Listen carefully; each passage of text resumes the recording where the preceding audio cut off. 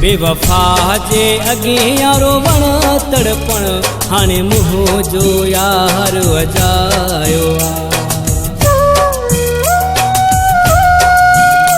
बेवफा जे अॻियां वण तड़पण हाणे मुंहुं जो यार वजायो आ।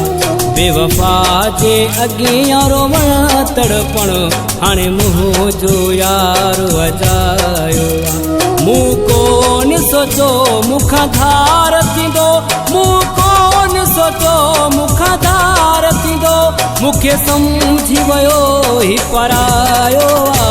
बेवफा जे अॻियां वण तड़पण हाणे मुंहुं जो यार वजायो आ। बेवफा जे अॻियां वण तड़पण हाणे मुंहुं जो यार वजायो आ। मूं कोन सोचो मुखां धार थींदो, मूं कोन सोचो मुखां धार थींदो, मूंखे सम्झी वियो ही परायो आ। बेवफा जे अॻियां वण तड़पण हाणे मुंहुं जो यार वजायो आ। बेवफा जे अॻियां वण तड़पण हाणे मुंहुं जो यार वजायो आ।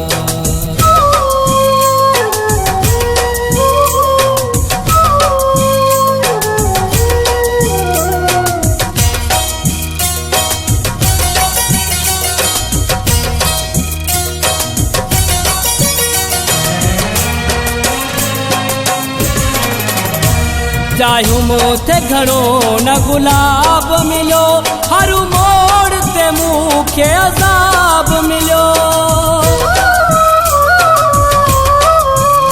हो चाहियो मूंखे घणो न गुलाब मिलियो, हर मोड़ ते मूंखे अज़ाब मिलियो।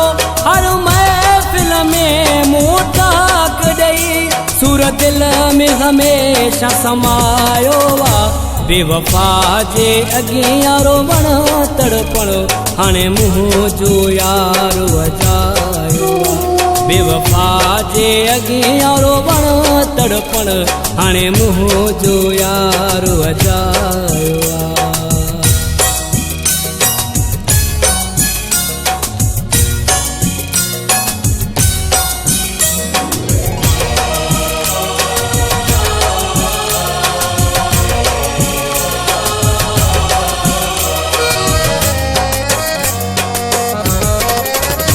मूं दिल सां तोखे चाहियो हुयुमि, तोले छा छा ना यार कयुमि। हो मूं दिल सां तोखे चाहियो हुयुमि, तोले छा छा ना यार कयुमि। हर मोड़ ते तो सां हलंदो रहियुमि, बिना ॾोह तो मूंखे धिकारियो आ। बेवफा जे अॻियां वण तड़पण हाणे मुंहुं जो यार वजायो आ। बेवफा जे अॻियां वण तड़पण हाणे मुंहुं जो यार वजायो आ।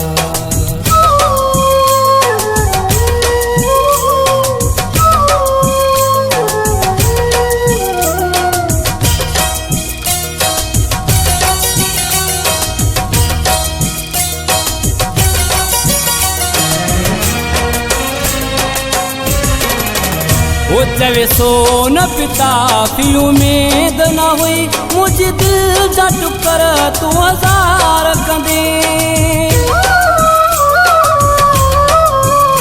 चवे सोन पिता की उम्मीद न हुई, मुझे दिल जा टुकर तू हज़ार कंदे।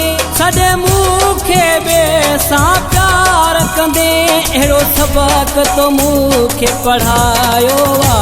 बेवफा जे अॻियां वण तड़पण हाणे मुंहुं जो यार वजायो आ।